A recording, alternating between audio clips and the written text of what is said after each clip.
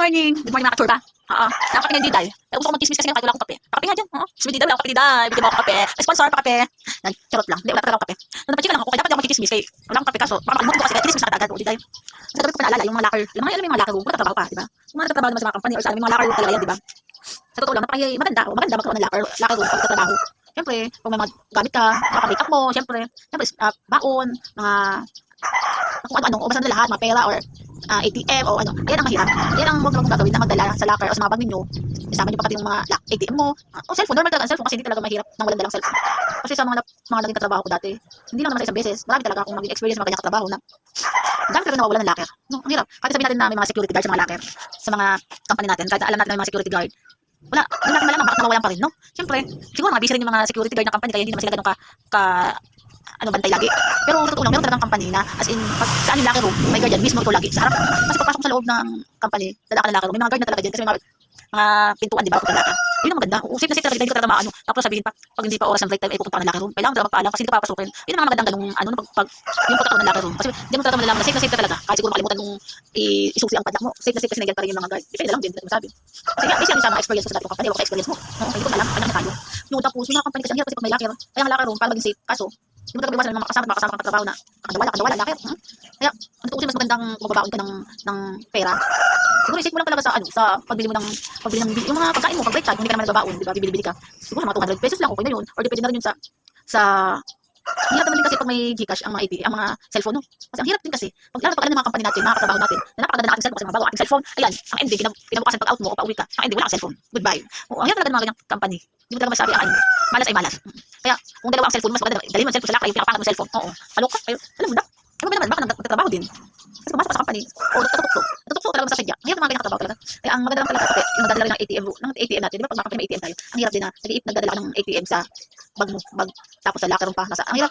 Experience ko na yan, dati nagdadala ako ng ATM.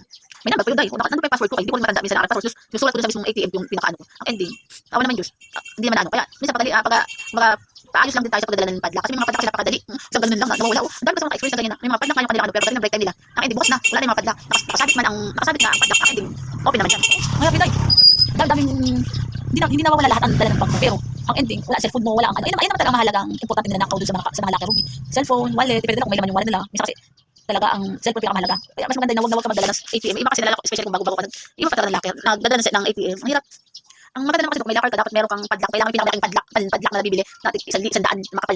Ayun ang bilhin ng locker ng padlock. Ewan ko nila maka-open siya at makadugas. Oo, ano pa, di ba, Diday? Oo, okay. May mga ano din na matatawa ka naman din sa mga ganyan experience na yung hindi mo kailangan mawala ang gamit mo. Yung pala, buong bag mo na ang bitbit. Oo, nakaloka talaga mga ganyan madrugas. At least nga naman daw, hindi naman masyadong halata ng guard, di ba? Kung ano, nakaloka ako.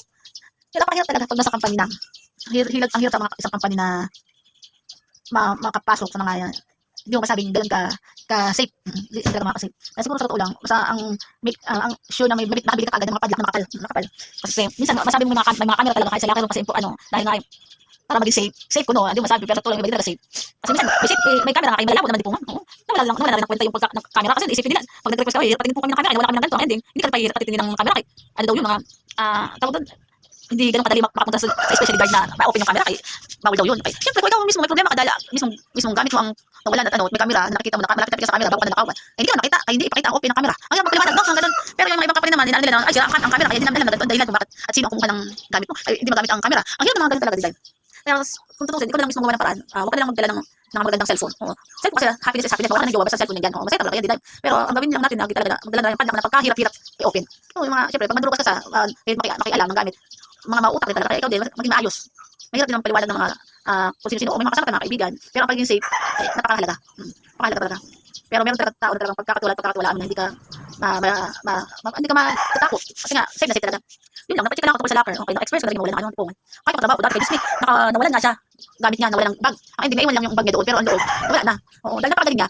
Dahil nawalan siya ng gamit, especially yung cellphone at saka yung pera. Siyempre, yung mga importanteng manakaw dito, di ba yung mga kalakot at ano. Yun, kaya ang ending, nagbibit ulit siya ng panibagong gamit. Mahirap na naman pumasok ng walang gamit. Oo. Bili ulit cellphone, ganyan. Ang ending, doon ka naman matatawa kasi sa pangalawang pangyayari sa'yo, ang ending, nakukuha ka na ulit ng buo ng bag. Oo, dahil natawa naman ako doon. Napakabait din naman nung lalaki na nakawan. Ay, wala, no siya, kaya naman yan sa akin, hindi rin siya ma-request. Ng company, yung ibang company hindi mo ma-request na matingnan ng ang camera kasi ganito ganyan. Wala, hirap talaga. Hindi talaga masabi ng mga ano, kaya sa paulit-ulit na madugas ka, ewan ko na magdala ka ng cellphone. O kung di ba naka ano man. Ay, yun talagang life is life. Hindi naman masabi natin malas-malas. Ayun, swerte sila. Kasi nakakadugo sila ng ayos. Yun lang. Kaya kung may lakad ka, basta bumili ka ng padlock na makapal-kapal. Dahil yun ang kailangan sobrang makapal. Na padlock kailangan ang ilang ano ang sakop ng padlock na sobrang laki ng padlock. Oo. Yun lang, napachika lang ako kay. Hindi ako talaga ng problema. Wala pa akong kape diday. Pakapin nga ako kay. Alam mo, wala pa akong trabaho. Wala pa akong trabaho. Wala pa akong kape diday. Kasi medyo diday. Kasi napachika ako ng kape. Good, bad day ko ngayon. At ang mahalaga ay napachika ako sa nagkismo sa alam mo nag-aantay ka. Okay na, goodbye. Hanap mo na ako. Ang hold up ako. Ako lang, hindi na ma-send kahit wala ng cellphone. Basta kape madugas ko. Okay? Madugas mo na ako kape ha. Bye!